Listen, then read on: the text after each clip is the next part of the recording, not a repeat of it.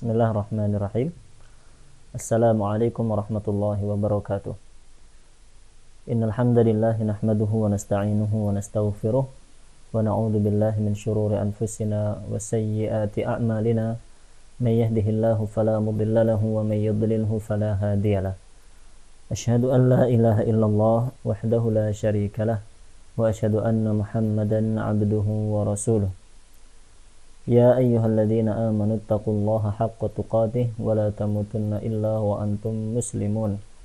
Allahumma salli wa sallim wa zid wa barik ala nabiyyina Muhammadin wa ala alihi wa ashabihi ajma'in. Kaum muslimin dan muslimah jamaah yang dirahmati oleh Allah Subhanahu wa taala. Alhamdulillah, segala puji bagi Allah Subhanahu wa taala yang terus memberikan kepada kita kesempatan demi kesempatan untuk mengkaji ayat-ayat Al-Quran dan hadis-hadis Rasulullah sallallahu alaihi wasallam, yang mana kesempatan seperti itu merupakan karunia yang sangat mahal yang wajib kita syukuri dan kita maksimalkan agar semakin bertambah ilmu agama kita, sehingga bertambah pula iman dan takwa kita kepada Allah Subhanahu wa taala. Kaum muslimin dan muslimah jamaah yang dirahmati oleh Allah, insyaallah kita akan mengkaji salah satu kitab yang sangat penting, yaitu kitab Al-Kabair.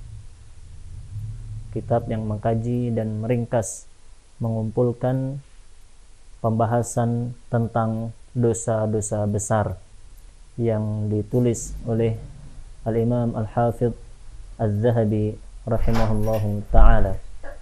Nah, pada pertemuan pertama kita kali ini, kita akan sedikit membaca biografi beliau agar kita mengenal dengan baik siapa gerangan Al-Imam Az-Zahabi rahimahullahu ta'ala, sehingga kita bisa semakin memuliakan beliau, menghormati beliau, mencintai beliau sebagai seorang ulama, sebagai ahli warisnya Nabi sallallahu alaihi wasallam.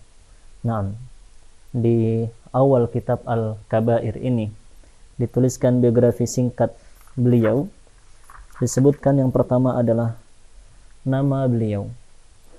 Nama Al-Imam Az-Zahabi rahimahullahu ta'ala lengkapnya adalah Muhammad ibn Ahmad ibn Uthman. Nama beliau adalah Muhammad bin Ahmad bin Uthman At-Turkumani Al-Qarafi thumma Dimashqi Asy-Syafi'i. Beliau bermadhab fiqih dengan madhab Imam Syafi'i rahimahullahu ta'ala.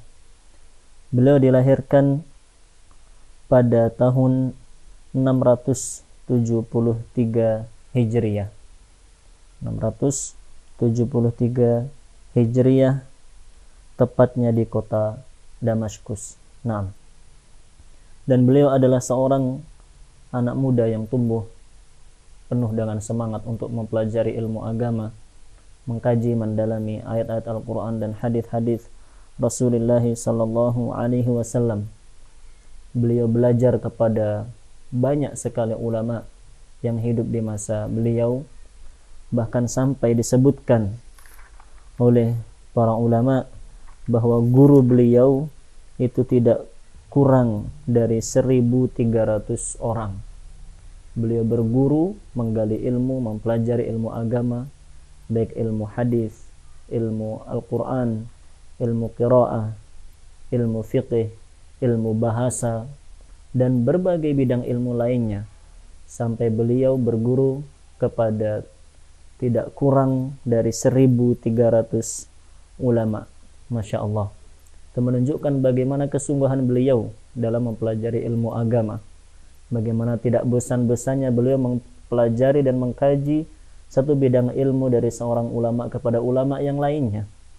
Setiap ada kebaikan, setiap ada ilmu bermanfaat yang diajarkan, maka beliau berguru kepada ulama tersebut. Nah, sehingga beliau tumbuh menjadi seorang alim besar, hingga disebutkan dan dipuji oleh Al-Hafidh Ibnu Hajar rahimahullahu ta'ala. Beliau mengatakan, mahara fi fannil hadith. Imam Zahabi rahimahullah adalah orang yang mahir, orang yang ulung orang yang pandai dalam ilmu hadis, wa jama'a fihi al-majami' al-mufidah al-katsirah. Bahkan beliau menulis karya-karya tulis yang begitu luar biasa bermanfaat dalam bidang hadis. Hatta kana aktsara ahli asrihi tasnifan. Sampai-sampai beliau menjadi salah satu ulama yang paling banyak menulis pada masa itu. Wa raghiban nasu fi tawalifihi. Bahkan sampai orang-orang pun semuanya berkeinginan dan bersemangat, antusias untuk membaca tulisan-tulisan beliau. Warahalu ilaihi bisababiha. Bahkan sampai para pelajar, para tulabul ilm rela menempuh jarak yang jauh demi bisa berguru kepada beliau. Naam, itu pujian Al-Hafidz Ibnu Hajar rahimahullah taala kepada Imam Dzahabi rahimahullah taala.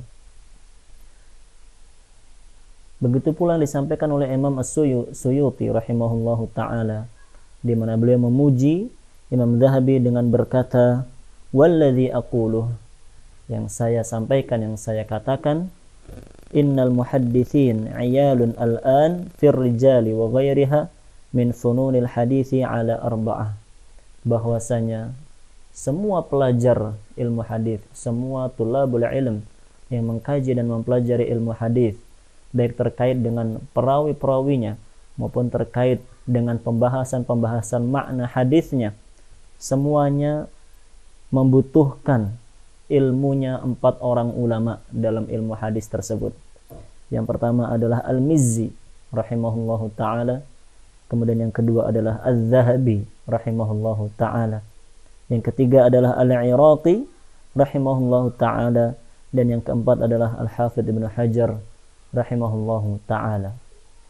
Bagaimana Imam Suyuti dalam perkataan beliau menyebutkan Imam Dzahabi sebagai ulama nomor 2, ada di urutan kedua menjadi ulama yang paling dibutuhkan oleh siapa saja yang mempelajari ilmu hadis maupun ilmu-ilmu yang lainnya. Naam, itulah sedikit gambaran bagaimana kehidupan Imam Dzahabi rahimahullahu ta'ala menyibukkan diri dengan belajar, dengan mengajarkan ilmu agama, dengan menulis dan menuangkan ilmu yang beliau miliki dalam tulisan-tulisan beliau. Dan di antara yang beliau tulis adalah kitab Al-Kabair, yang insya Allah akan kita pelajari bersama pada episode-episode selanjutnya. Dan Imam Dzahabi rahimahullah ta'ala meninggal pada tahun 748 Hijriah di kota Damaskus, berarti tepat berusia 75 tahun. Umur yang cukup panjang, yang penuh dengan barokah, penuh dengan manfaat, penuh dengan kebaikan yang diberikan kepada umat Islam ini. Semoga Allah Subhanahu wa taala merahmati beliau Imam Dzahabi rahimahullahu taala, dan semoga Allah memudahkan bagi kita untuk bisa mempelajari dan memahami apa yang akan beliau sampaikan dalam kitab Al-Kabair ini, dan semoga pula kita bisa mengamalkannya dalam kehidupan kita sehari-hari, mengajarkannya kepada keluarga tercinta kita, sanak saudara kita, dan umat Islam pada umumnya. Nah, subhanakallahumma bihamdik, asyhadu an la ilaha illa anta, astaghfiruka wa atubu ilaik. Sallallahu ala nabiyyina Muhammadin wa ala alihi wa ashabihi ajma'in. Assalamualaikum warahmatullahi wabarakatuh.